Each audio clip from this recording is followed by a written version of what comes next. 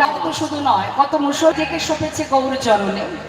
যেমন সম্রাট আকবর, নাসির মাহমুদ, আব্দুল করিম, তাঁত কাজী, কাজী নজরুল ইসলাম, যারা নিজেকে সঁপে দিয়েছে ভগবানের চরণে।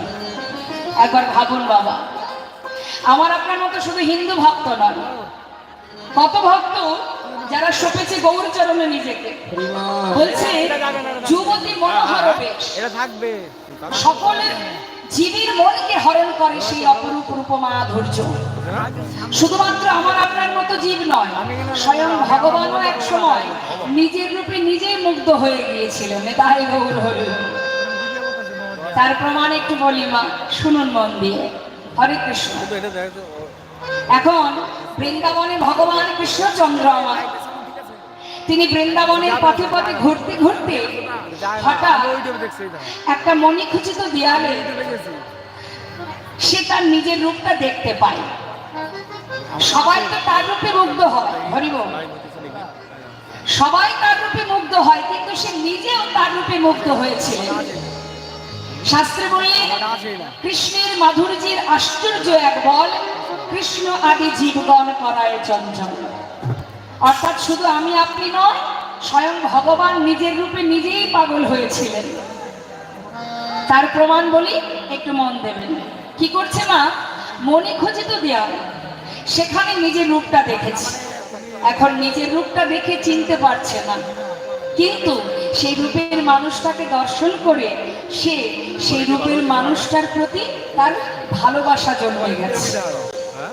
মুখের দিকে তাকিয়ে সেই রূপের মানুষটার মুখের দিকে তাকিয়ে মনে মনে বলছে, এত সুন্দর দেখতে, এত রূপ, কে এই মানুষটি?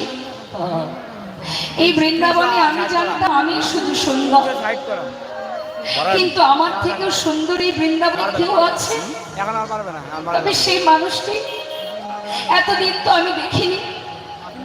এত রূপ, একটি বার যদি তাকে বুকের মধ্যে জড়িয়ে ধরতে পারতাম। নিজের ছবি দেখে নিজেই পাগল হয়ে কাঁদছি।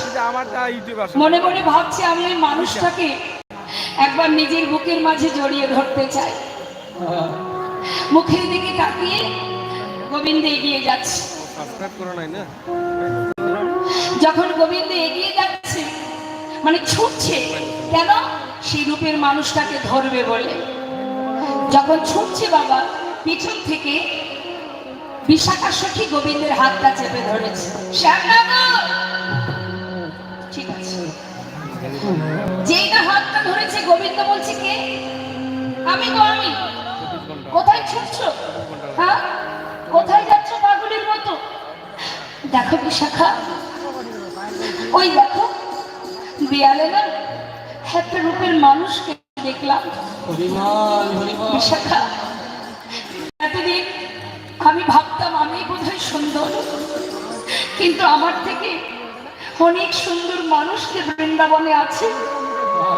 জানো বিশাখা, ওই মানুষটাকে দর্শন করে আমার যে একবার তাকে স্পর্শ করবার ইচ্ছা জেগেছে, তাই আমি ছুটতে ছুটতে যাচ্ছি।